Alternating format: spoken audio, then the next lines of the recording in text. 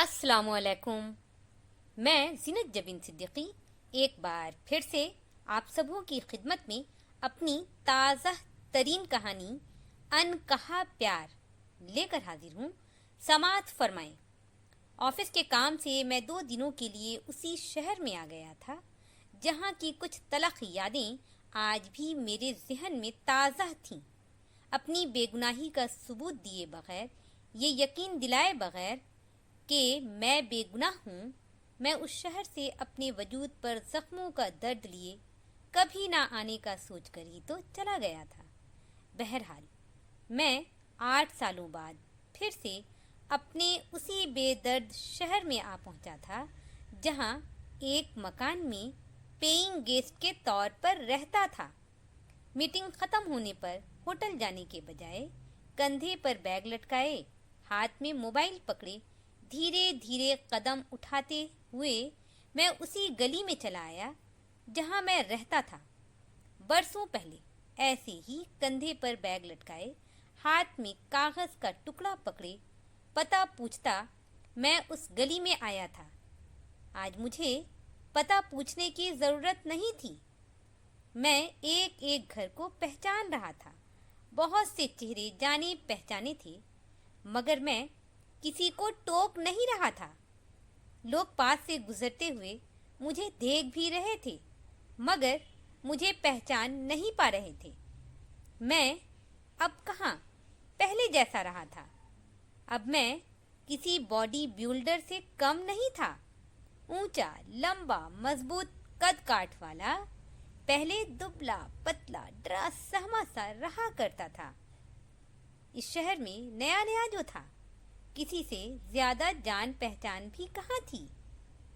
सुबह कॉलेज चला जाता और शाम को वापस आकर डांस क्लास करवाया करता। बस मैं उस गली नुमा सड़क पर एक सिरे से दूसरे सिरे तक चलता रहा, फिर सड़क के नुक्कड़ पर आकर रुक गया।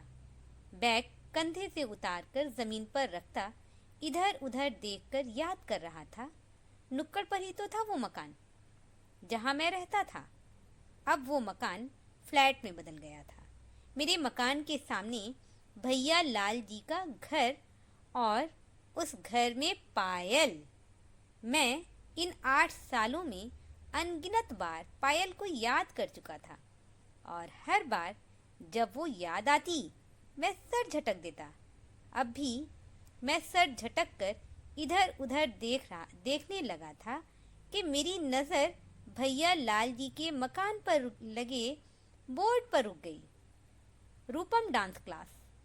मैं ज़ेरे लब बोर्ड को पढ़ा, फिर आंखें रगड़ रगड़ कर कई बार देखा और हर बार मुझे रूपम डांस क्लास ही नजर आया।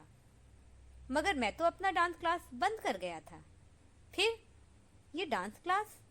मैं कुछ देर सोचता रहा, फिर बैग दोबारा कंधे पर लटकाकर मैं उस मकान की तरफ बढ़ने लगा।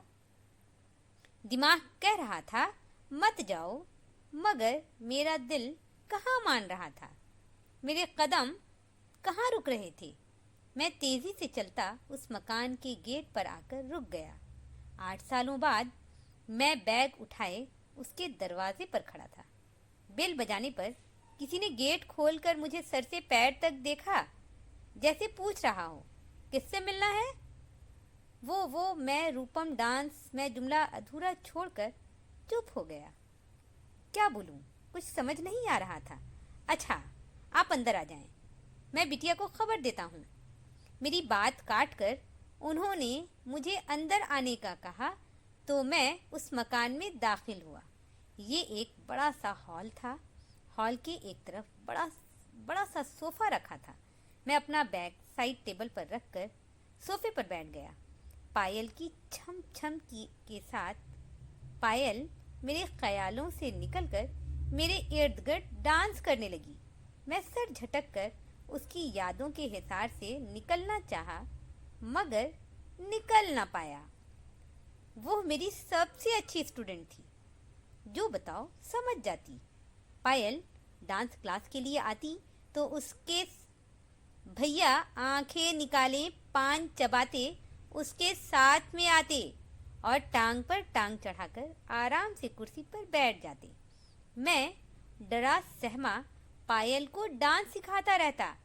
पायल को कोई स्टेप बताना होता तो मैं किसी और को उसके सामने खड़ा कर देता और उसके हाथों को पकड़कर पायल को बताता कि इस तरह कमर पर हाथ रखो और इस तरह पैर आगे करो और इस तरह राउंड घूमो।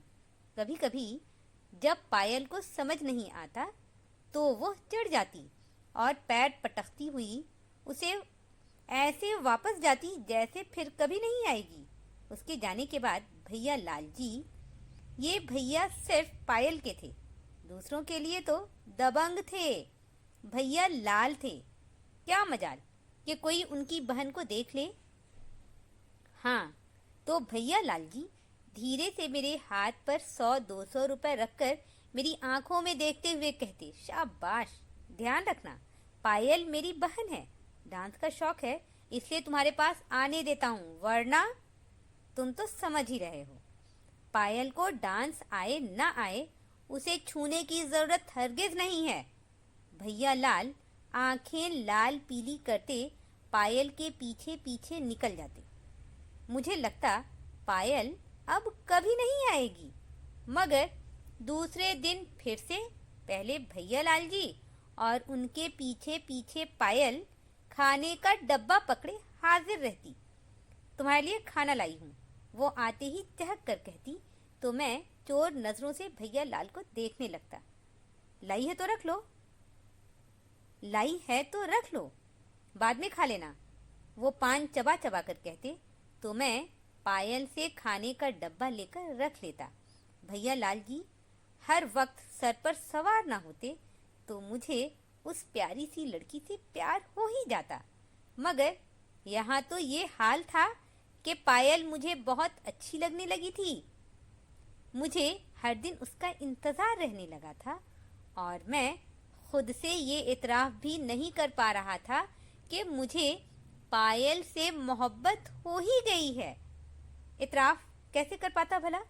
उस खूबसूरत सी परी को पाने के लिए एक देव को बर्दाश्त करना मेरे बस के बाहर का काम जो था।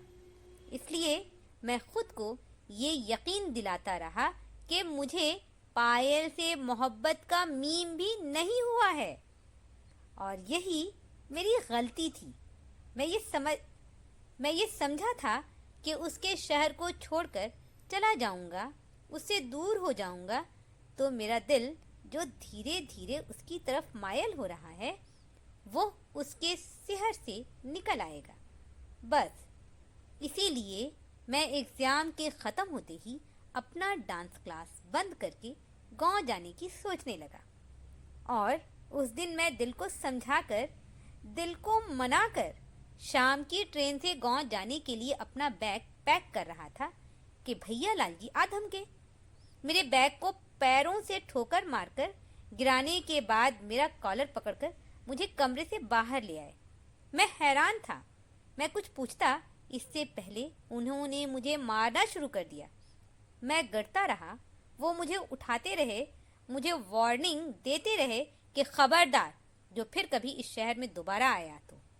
मैं हैरान था कि ये सब क्या हो रहा है। भैया लालजी ने जाते जाते मेरी पसली पर लात मारते हुए कहा था, इतनी पहरादारी के बाद भी तूने वही किया जिसके डर से मैं अपनी पायल के साथ आया करता था। मगर मैंने क्या किया? मैं कराह कर उन्हें देखने लगा तो वो जाते जाते रुक गए और आंखें निकालकर मेरी तरफ देखकर बोले, मेरी पायल को अपनी जाल में फंसा लिया है तुमने, जभी तो कल से कुछ खा नहीं रही है और आज सुबह से बुखार में पड़ी है। अभी मैं दवा खिला रहा था, वो गुनूदगी में तुम्हें आवाज़ें दे रही थी। वो एक और लात मुझे मारकर तेजी से सीढ़ियां उतर गए। मैं सकते के आलम में कुछ देर फर्श पर औंधा पड़ा रहा, फिर धीरे धीरे उठा, अपना बैग उठाया और चुपचाप किसी से मिले बगैर वहां से चला आया। फिर कभी नहीं आने के लिए, पायल को भूल जाने के लिए, मगर पायल को भूल नहीं पाया। बार बार यही लगता कि क्या पायल को भी मुझसे मोहब्बत हो गई थी और हर बार उसकी पायल मेरे ख्यालों में छम छम कर ये यकीन दिलाती रहती कि हाँ, उसे भी तुमसे मोहब्बत हो गई थी। तभी तो वो गुनूदगी में तुम्हें पुकार रही थी। तभी तो भैया लाल जी ने तुम्हें जमकर पिटाई की थी। तभी तो भैया लाल जी ने वहां आने से मना कर दिया था।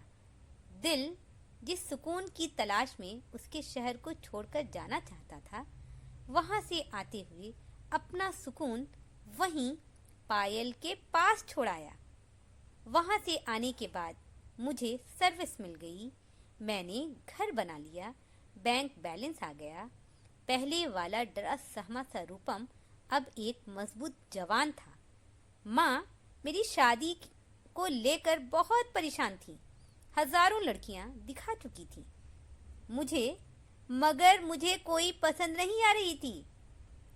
शादी की बात शुरू होने पर पायल की पायल मेरे कानों में इतने जोर से बजती कि मैं माँ को ये कहकर इनकार कर देता कि लड़की मुझे पसंद नहीं है। माँ मेरे इनकार पर बुरा मानकर कहती, जितनी मर्जी उतनी लड़कियों को नापसंद कर दे, मगर मैं भी चैन से बैठने वाली नहीं हूँ। मैं तुझे लड़की दिखाती रहूंगी, तेरी शादी देखे बगैर मैं मरने वाली नहीं हूँ। और मैं हंस कर कहता, मरे तुम्हारे दुश्मन, लड़की पसंद आ जाए तो मैं शादी भी कर लूंगा। वैसे भी मैं कौन सा भी बूढ़ा हो रहा हूँ, तू बूढ़ा नहीं हो रहा, मैं बूढ़ी हो रही हूँ। अब मुझसे घर का कामकाज नहीं होता। माँ प्यार से मेरे सर पर हाथ रख देती तो मैं मुस्कुरा कर चुप रह जाता। मैं अक्सर सोचता एक बार अपने पुराने शहर हो आऊं, मगर फिर भैया लाल जी की मार पिटाई याद आ जाती और मैं दिल पर पत्थर रखकर रह जाता। मैं यहाँ क्यों चला आया? मुझे नहीं आना चाहिए था। मैं चला गया था तो चला गया था। अगर पायल की शादी हो गई हो तो? इस सोच पर मैं हड़बड़ा कर आंखें खोलकर इधर उधर देखने लगा। साइड टेबल पर पानी का बोतल रखा था। मैं उठाकर पीने लगा कि तभी सीढ़ी पर हलचल हुई और मेरी नजरें उस पर टिक गई। मैं बैठे से उठ खड़ा हुआ। मोबाइल स्क्रॉल करती वो मेरे पास आकर रुक गई थी। हाँ बोले, किससे मिलना है? वो पल भर को मेरी तरफ देखी, फिर उसकी नजरें मोबाइल पर जम गई। वो जी आपसे मेरी आवाज पर वो मुझे दोबारा देखी और मेरा जुमला बीच में रह गया। रूपम, तुम? वो हैरानी से मुझे देख रही थी। उस पर शादी मर्ग की कैफियत तारी थी। हाँ मैं रूपम, यहाँ ऑफिस के काम से आया था। रूपम डांस क्लास देखकर इधर आ गया। मैं सफाई देने लगा। रूपम, वो मेरा हाथ पकड़कर रो पड़ी। आ गए? मेरे लिए यही काफी है। किस काम से? मुझे ये नहीं जानना। मुझे अपनी दुआओं पर भरोसा था कि तुम एक दिन जरूर आओगे। कोई इस तरह भी जाता है भला? कभी तो आते। वो फूट फूट कर रो रही थी। कैसे आता? भैया लाल जी ने तो सख्ती से मना कर दिया था। जब आने का सोचता अपनी मार पिटाई याद आ जाती। मैं बैठे से खड़ा हो गया था। मेरी नजरें उसके चेहरे पर रुक सी गई थी। उसकी आंखों में नमी मुझे साफ नजर आ रही थी। वो अपनी आंखें साफ करती हुई भर्राई हुई आवाज में बोली, जमीनी लड़ाई में भैया को किसी ने गोली मार दी थी। उन्हें गुजरे तो 5 साल हो गए हैं। बाबा भी अब नहीं रहे। अब मैं हूँ और गांव से आए हुए काका हैं जिन्होंने गेट खोला था। मैं डांस क्लास चलाती हूँ। ओ शिट, ये तो बहुत बुरा हुआ। मैं उसके सर पर हाथ रखता हुआ बोला तो उसके आंसू और रवानी से गिरने लगे। मैंने उसे रोने दिया। कुछ देर वो रोती रही और मैं उसके सर पर हाथ रखे खड़ा रहा। फिर मैं धीरे से बोला, तुमने शादी नहीं की अब तक? नहीं, वो नजरें झुकाकर बोली। क्यों? मैंने उसका झुका हुआ चेहरा धीरे से ऊपर उठाया। मुझे अपनी दुआओं पर भरोसा जो था कि तुम एक दिन जरूर आओगे, इसलिए मैं भैया और बाबा के लाए रिश्तों पर इनकार करती रही थी। उसके आंसू फिर से गिरने लगे थे। मगर अगर मैं शादी कर चुका होता तो? मैंने शरारत से उसकी आंखों में देखा तो खुद पछताते तुम्हें तुमसे भी ज्यादा चाहने वाली लड़की से हाथ धोना पड़ता। वो सुबुकती हुई बोली। मुझे लगा वो बिल्कुल सच कह रही है। मुझे भी तो उससे बेपनाह मोहब्बत थी। मैं भी तो उसे खुद से ज्यादा चाहता था। तभी तो मीटिंग खत्म होने पर होटल जाने की बजाय होटल न जाकर उसकी गली में आ गया था। मेरी आज की कहानी यहीं पर ख़त्म होती है। मैं अगली वीडियो में फिर से अपनी एक ताज़ा तरीन कहानी लेकर आप सबों की खिदमत में हाजिर होती हूँ। जब तक के लिए मुझे इजाज़त दें। अपना ध्यान रखें, अपनों का ध्यान रखें। फ़ी अमानिल्लाह।